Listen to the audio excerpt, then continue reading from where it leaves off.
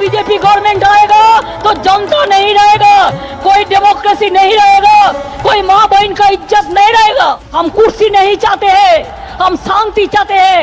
वो देश को बेचने जाता है, हम देश को रक्षा करने चाहते हैं। चुनाव आएगा, अब झूठा जुमला बनाएंगे, इसको ये देगा, उसको 15 लाख देगा, उसको 30 लाख देगा, उसको 40 लाख देगा। तोमर को 9 रानियां थी, जिनमें 8 रानियां राजपूत थी और राजाओं की बेटियां थी। सब सेम कास्ट थी और इस महल में ही रहती थी। 9वीं शादी इन्होंने लव मैरिज की है, वो गुजर जाति की थी, जिसका एक टीवी सीरियल आया था मृगनैनी। तो मृगनैनी के लिए इन्होंने अलग महल बनाया जो किले की तलहटी में है।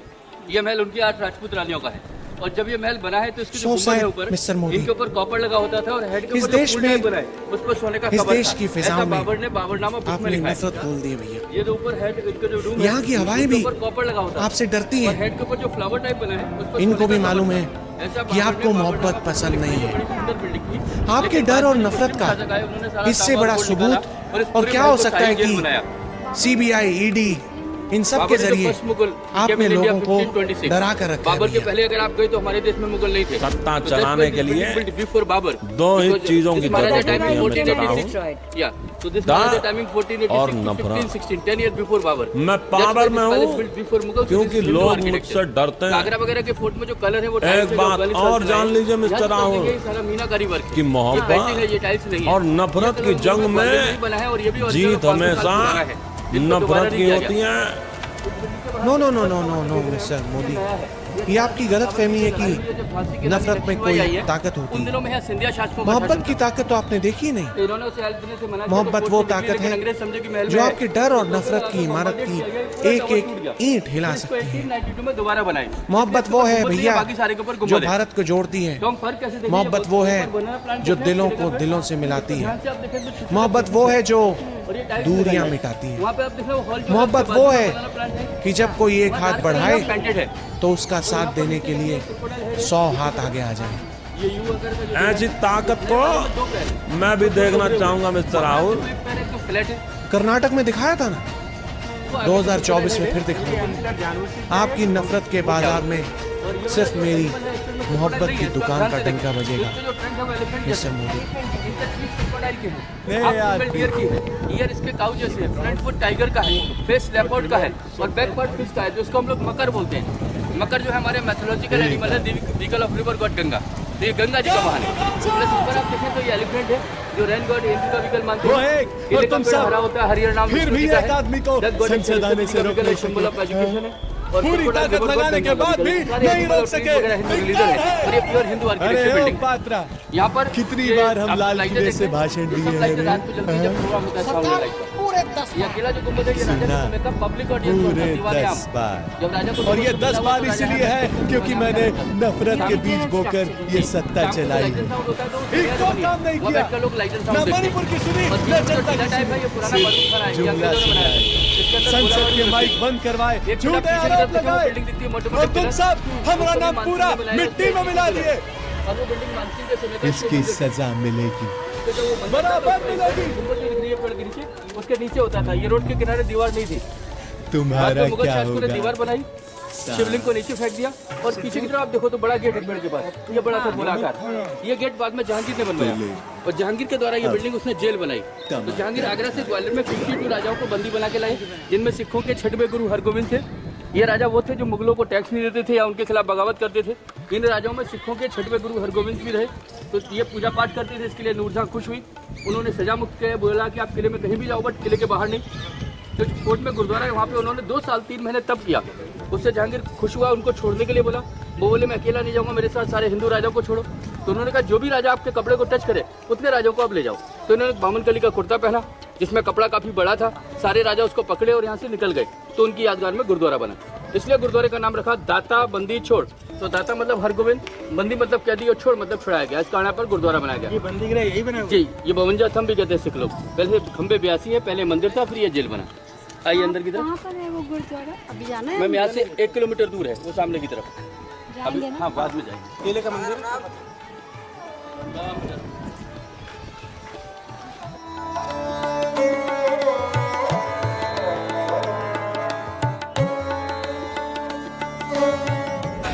ये जो जालियां लगी ना 1 2 3, उधर से उधर का जो स्ट्रक्चर है वो नया है।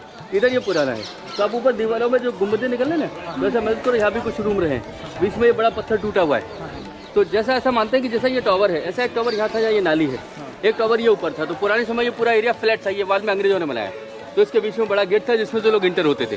तो 1857 में जो अंग्रेजों ने बम्बार्डेड किया, उस समय ये पूरा एरिया डैमेज हो गया। फिर इसको उन्होंने यहीं पर समेट के रख दिया। तो जो बचा हुआ पत्थर था, ये सपोर्ट दीवार बाद में अंग्रेजों ने बनाई। ये दीवार ओरिजिनल नहीं है। तो ऐसा मानते हैं कि ये पीछे जो बिल्डिंग बनी है, ये अंग्रेजों ने बनाई है, इसलिए इसका आर्किटेक्चर ब्रिटिश है। पुराना हॉस्पिटल और बाजू में जेल था, अभी सेंट्रल गवर्नमेंट ने कन्वर्ट करके आर्कियोलॉजिकल म्यूजियम बना दिया। तो जैसे ये जो बिल्डिंग है, ऐसे अपनी फोर्ट के अंदर 22 बिल्डिंग है। जब आप फोर्ट में चढ़ रहे थे तो आपको फोर्ट मिले सिंधिया स्कूल करके, तो आपके मन में विचार आया कि स्कूल कहाँ है।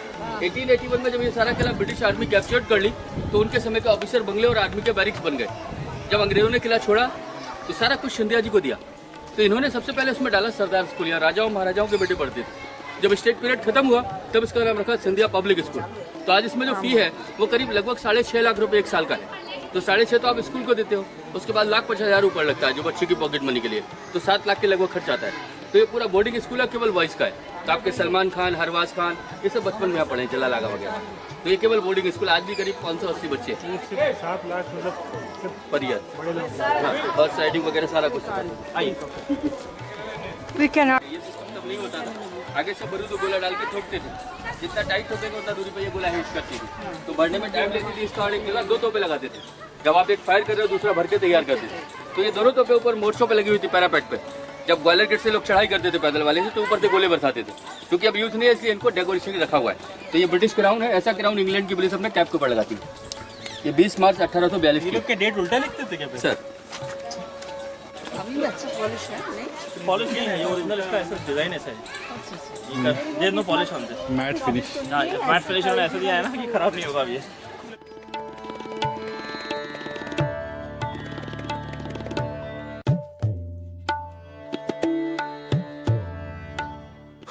यहाँ पर ये आपके राइट साइड में जो प्लेटफॉर्म बना है, ये हाथी पर बैठने के लिए है, एलिफेंट प्लेटफॉर्म।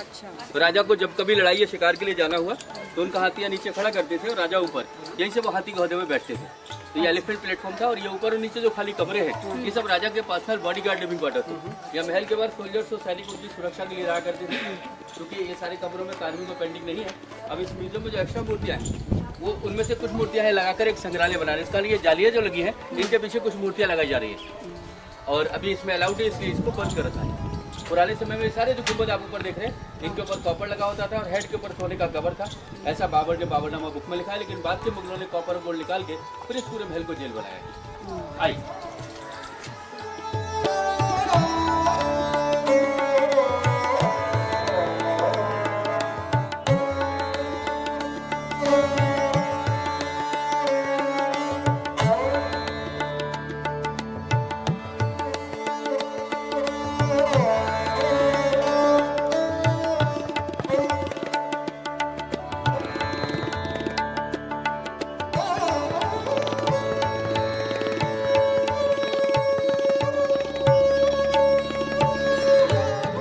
ये बिल्डिंग जिसके अंदर हम आए हैं, ये महाराजा की 8 रानियों का महल है, जैसा कि आपको बाहर बताया।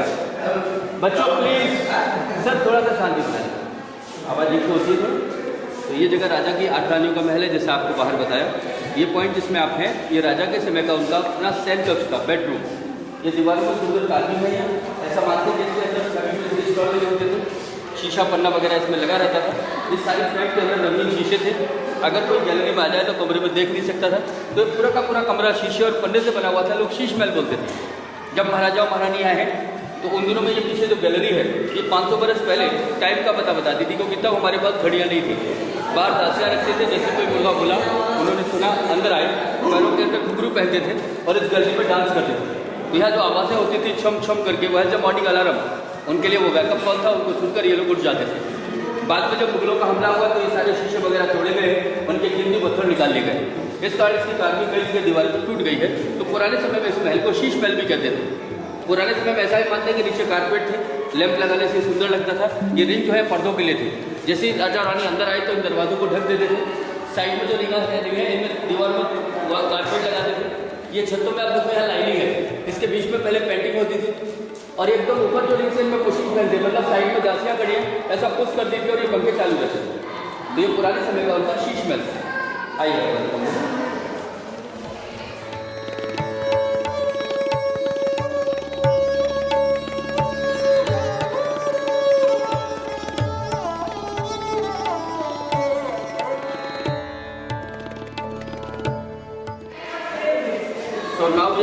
was used as a music room. So that time all the musicians used to sit downside floor and play the music, and all the queen used to sit behind the screen to listen music. So just around the room 8 screens, so each queen sit on behind the screen, because in olden time they have a curtain system.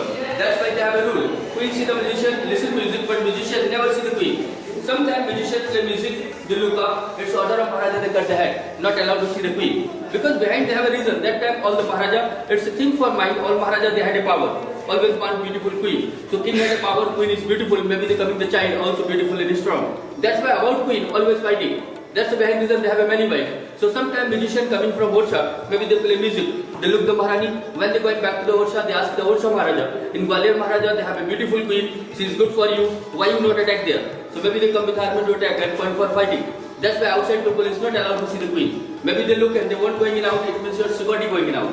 That's why that time they cut ahead. So when the music room down they use carpet, and all the wall they use mirror, pillar used to covered by the gold plates, and hooks used curtain. So daytime the glass is closed. Evening open the glass, then they put the lamp, reflect the light, it's much more beautiful.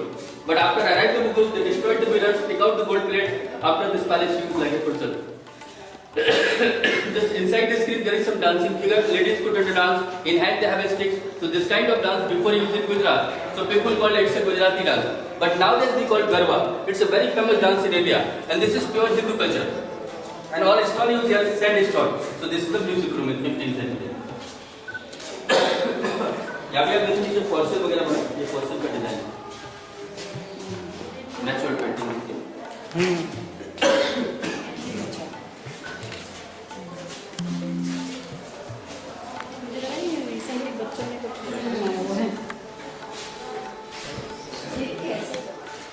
Where we are here, this was used as a secret meeting hall, right? So that time Maharaja sit up there, all the ministers they sit downside, and all queen is to sit behind the screen. So now in music room only 8 screen, but here is 9. Maybe sometimes they had a special decision, they invited 9 wives coming here. So all the wives we called in Hindi Rani, but first wife she is called as a Maharani. So Maharani sit on that window just near the Maharaja. So any queen had a problem, they call the Maharani, and Maharani called the Maharaja. Maybe sometime Maharani had a problem, so second man wife we called Pat Rani. The second biggest seat is Pat Rani. That time all the family members they used to sit that balcony, and just minister will sit down. So when Maharaja sit there, they use the umbrella to make by the golden flower decorate. Now here is some flower like this. 1, 2, 3 and 4. They have a hall. They used to put lamp for the light. See that side there is some bracket. They all bracket they used to put mirror. Just light coming to the mirror, reflect the light. Now here is dancing peacock, like 1 and 2. See this corner, there is sunflower. And look up, this animal, the body like lion, head like elephant, the foot the elephant, down they have a lotus flower. So this animal is mythological.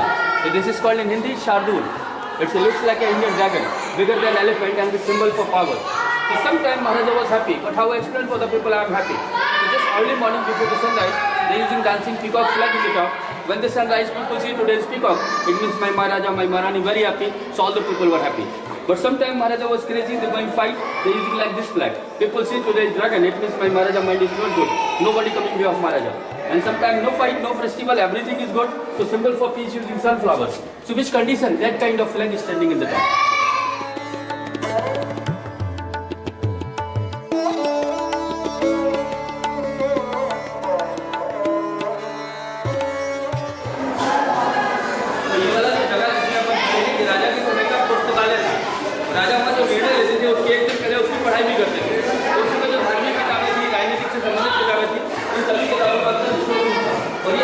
Studying room था, बाहर gallery में छोटी window थी, जिसमें light और हवा के लिए वेंटिलेशन था, क्योंकि अंदर वाला जो कमरा है उसमें बेड्स हो गए, इसलिए आपको बदबू टाइप लगती है। ऊपर आप देखो ये पत्थर काला हुआ है, तो बेड लटक कर टॉयलेट करते हैं, उससे काले काले दाग आ जाते हैं, जिससे पत्थर को नुकसान न पहुँचाए। तो ये पूरा का पूरा उस समय पुस्तकालय होता था, लाइब्रेरी रूम। अभी हम आगे बढ़ रहे हैं।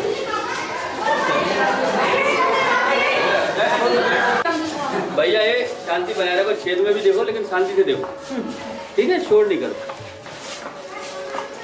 तो यहाँ पर ये दरवाजा जो बंद है, इसके अंदर पुराने समय में टनल्स होते थे, गुप्त रास्ते, जिन्हें हम देसी भाषा में सुरंग बोलते हैं। ऐसा मानते हैं कि जब कभी कोई दुश्मन राजा अपनी फौजों के साथ इस पूरे फोर्ट को घेर लेता था, बचने के रास्ते नहीं होते थे, तो राजा लोग अपने परिवारों के साथ सुरक्षित निकल जाते थे। तो यहाँ से नीचे उतरकर लेफ्ट में आगरा और राइट में झांसी, यहाँ जिधर भी जगह से डायरेक्शन में जाए तो लोग उस समय यहाँ से पैदल मसाल लेके जाते थे। यहाँ पर गार्ड्स रहते थे, राजा के बिना परमिशन के जाने नहीं देते थे, क्योंकि तब ये खुले रास्ते थे। तो उस समय जब ये रास्ते बनाए गए तो वहाँ से हमारा शहर छोटा, अभी शहर बड़ा। अब अगर इस रास्ते से आप जाएंगे तो हो सकता है किसी घर में जाके नहीं, तो सब ये इसमें पैदल है, कुछ जगह प्लेन है, कुछ पैदल है, ऐसे करके बना। आगरा झांसी के रास्तों में ग्वालियर से 5 किलोमीटर दूर जंगलों में, आगरा जाएगा तो लेफ्ट डायरेक्शन में, झांसी राइट में, तो नीचे उतर कर जिस डायरेक्शन में जाना है तो आगरा की तरफ जंगलों में होते थे, करीब 5 किलोमीटर की दूरी पर। तो उस समय लोग पैदल मसाले लेके जाते थे, चूंकि टूट गए इसलिए इसको बंद कर दिया। आइए अभी हम डांसिंग हॉल में जा रहे हैं। यहाँ पे थोड़ा सिर बचा के आना आपका करता तो हम आगरा जा।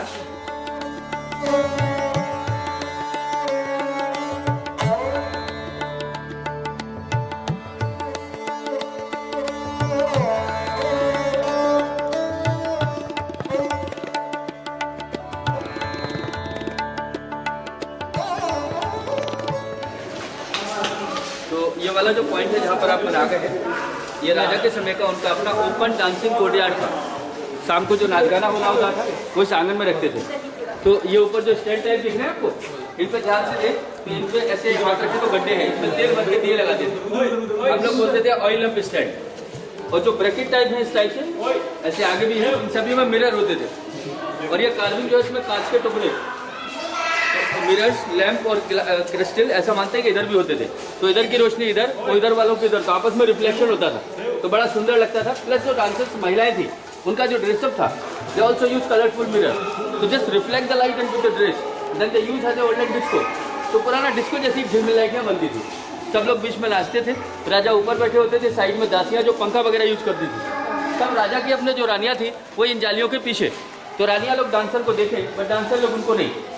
तभी कोई विशेष मेहमान आ जाए उसको ऊपर बिठाते थे, इधर आपके ऊपर यहाँ पे एक लोटस फ्लावर है तो मेहमान की सीट है। ऐसा मानते हैं कि हम लोग मानते थे अतिथि देवो भव, हमारा मेहमान भगवान होता है। तो ये जगह ऊंचाई पर है और राजा की बालकनी नीचे।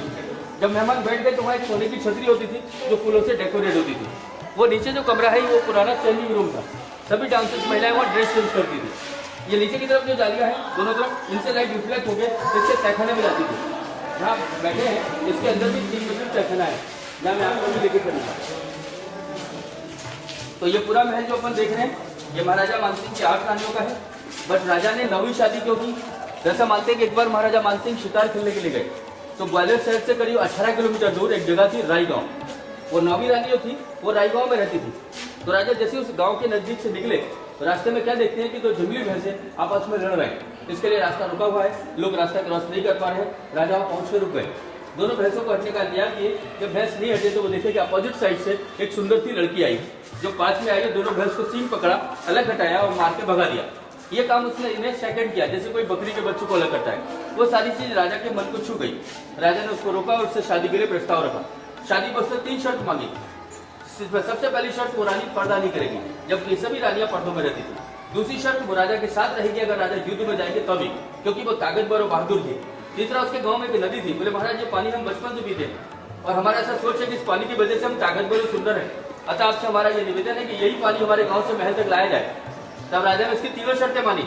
सबसे ज्यादा कठिन शर्त पानी वाली थी, कितना दूर से पानी कैसे लाए? तो ग्वालियर चारों तरफ पहाड़ी क्षेत्र है, रायगांव ऊंचाई पर है, शहर डाउन में है, कोर्ट उससे भी ऊंचा है, तो वहाँ से अंडरग्राउंड पाइपलाइन द्वारा पानी इस किले की तलहटी तक लाए है। लेकिन 500 बरस पहले मोटर लाइन नहीं थी तो पानी को ऊपर नहीं ला पाए, तब राजा ने उसका महल नीचे बनाया। तो गुजर जाति की वजह से उसका नाम गुजरी महल है। उसके माँ बाप उसको बोलते थे नन्नी, जिससे हम लोग छोटे बच्चों को छोटू और छोटी लड़कियों को Nanni, that's why her name was Nanni. But after marriage maharaja giving new name Mrig Naini.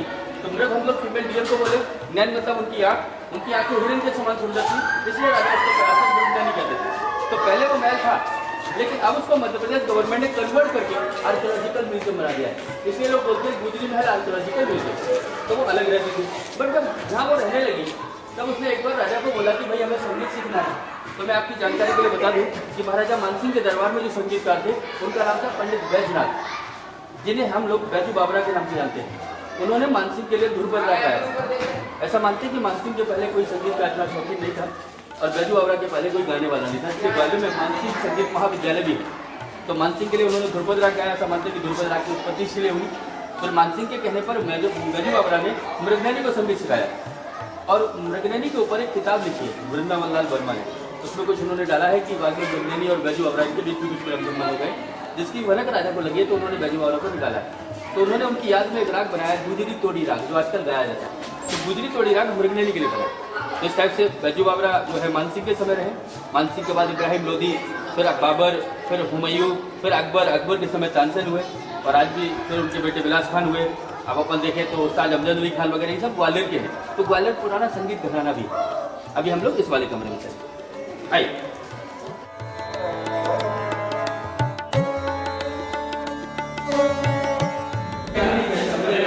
Bedroom आप वहाँ देखें, वो बेडरूम बड़ा है, तो अपन ऐसा मानते हैं कि वो बेडरूम का 8 आदमी के लिए कंबाइंड था। But some time Maharaja see all the queen and they choose one, so which is the nice one, so that queen and Maharaja coming to sleep here. So now that's why here is small room they use as a changing room. So which kind of place you want to going in? So just tell the place you will make this coming here Maharaja. तो अपने यहाँ पे गाड़ी के पास तैयार होकर आ जाती है। ये ऊपर जो स्टेप है 1, 2, 3 और 4 के ऊपर मसाला लगा है। कार्बिंग में मिरर थे, बीच में जो लटक का इसमें डायमंड था, तो आपस में रिफ्लेक्ट होते ग्लास और diamond, it's a much more beautiful, बड़ा सुंदर लगता है। अब आप यहाँ पे एक खिड़की देखोगे, जैसे बाजू में खिड़की है, इस खिड़की का विशेषता इसमें एक हॉल है। इस हॉल के अंदर पुराने समय में एयर कूलर सिस्टम था। आप विचार करिए कि 500 साल पहले जब बिजली नहीं थी तो कूलर कैसा, तो उन्होंने क्या किया, इसमें कैसा लंबा रॉड डाला, जिसका आधा हिस्सा बाहर रखा, आधा हिस्सा अंदर। बाहर की तरफ उन्होंने एक बड़ी सी पंखे जैसी प्लेट एक बाहर लगाई और एक छोटी फैन प्लेट अंदर। तो ये किला जमीन से लगभग 400 फीट ऊंचा है, इसलिए हवा का प्रेशर तेज है। हवा के प्रेशर से जब बाहर वाली बड़ी फैन प्लेट घूमी तो अंदर वाली औरतें झूमती थी, क्योंकि छोटी रखती थी। साइड में जो हॉल जो है, इनके ऊपर खसखस वगैरह की मैट्स बना के कवर करते थे। ऊपर से दासियां परफ्यूम वाटर डालती थी, 1 का पानी, तो अच्छी खुशबूदार हवा अंदर आती थी। तो just air pressure cooler system जैसे गांव में विंड मिल होता है, तो एक कूलर यहाँ बनाया था, एक उधर। ये जांच के बैठ के नीचे देखना तो मकान बहुत छोटे दिखेंगे, तो कम 400 फीट ऊंचाई पर देखिए।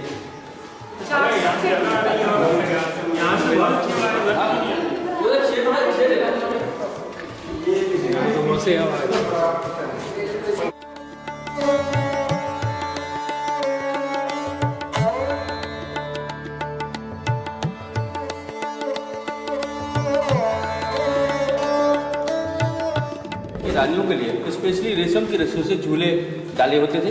तो ये झूला घर था, 1, ये 2, 3, 4, 5, 6, 7 और 8 और अलग अलग झूलों में झूलती थी। अब आप विचार करो झूला घर तहखाने में क्यों? ये कमरा जहाँ आप अभी आए हैं, बाहर आप आए तो बाहर बहुत गर्म है, यहाँ कुछ ठंडक महसूस करते हैं। ऐसी विंटर में जब बाहर ठंडक होती है तो यहाँ गर्म होता है, तो यहाँ का टेम्परेचर बाहर से विपरीत। उस समय जब राजा लोग अपने सैनिकों को लेकर शिकार को चले आते थे, बट रानियाँ टाइम पास कैसे करें, उनके पास कोई टेलीविजन तो नहीं था, तो वो अपनी सारी दासियों को लेकर इस रूम में आ जाते थे। सारी रानियाँ झूला झूलती थी, दासियाँ नाच गाना करती थी और रंग महल टाइम से। बट जब ये झूला घर था तो ये बड़ा ही डेकोरेट था, बड़ा ही सुंदर था। तब इन खम्भों के ऊपर सोने की प्लेट लगी होती थी, ये दीवारों पर जो बेड है इनमें बड़े बड़े मिरर लगे होते थे चौथ, नीचे मखमली कारपेट थे, तो जब भी कोई लैंप लगाते थे तो ये बड़ा सुंदर लगता था। तो ये वाला जो पॉइंट है where we are coming, this was used as a waiting room. ये उनका इंतजार करने का कमरा है। किसका? राजा मानसिंह की रानियों का। अच्छा। जब राजा मानसिंह शिकार या लड़ाई के लिए जाते थे तो उनकी सब रानियाँ इस रूम में बैठकर बाहर देखती थी और राजा के लौटने का इंतजार करती थी। तो राजा जब युद्ध पर गए तो रानियों की सुरक्षा बढ़ाते थे। तो सर ऐसा मानते हैं कि मैन गार्ड के लिए मैन गार्ड और वुमेन गार्ड के लिए वुमेन गार्ड रखते थे। जो औरतें सुरक्षा के लिए होती थी वो सब ताकत पर होती थी, वो लोग इन दरवाजों के दोनों तरफ हाथों में तलवार लेकर खड़ी रहती थी। तो जैसे कोई दुश्मन घुसा उसने अपने सिर को झुकाया, वैसे इनका सर काट देते थे। इसके लिए दरवाजे छोटे हैं, ऐसा नहीं था कि राजा या रानी छोटे करते थे। ऊपर आप देखो ये छोटे छोटे होंगे, इनके ऊपर काले कलर के पर्दे होते थे।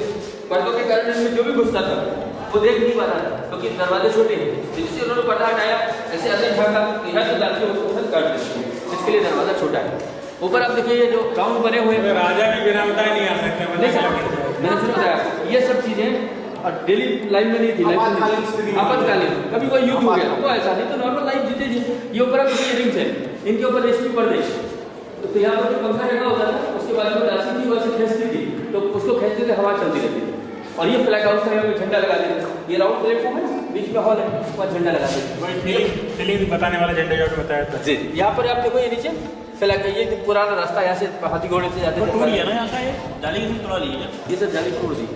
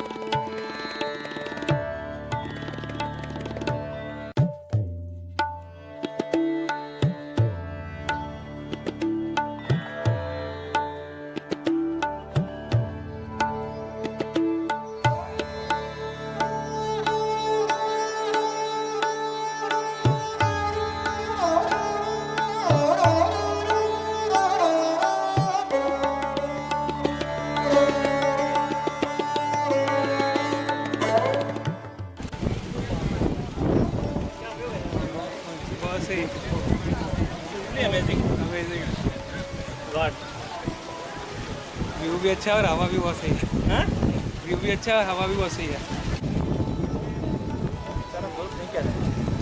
पीछे आओ